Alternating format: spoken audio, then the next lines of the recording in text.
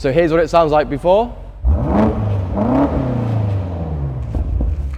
Right, as you can tell, rubbish. So let's get this sorted.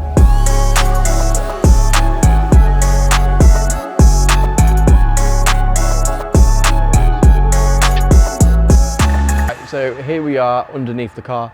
I've removed the cover already, and this is the factory exhaust. Now we're just doing axle back, so that is literally, as it says, from the axle back.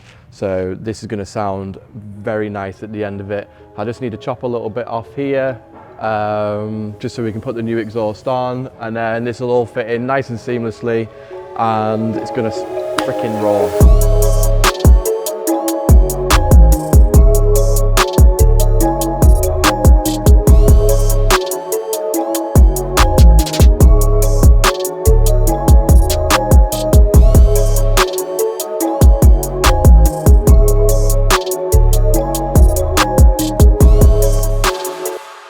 So that's it, job complete. Now this is going to sound unreal. I've already had a little listen to it, so now it's your turn to have a listen. Go.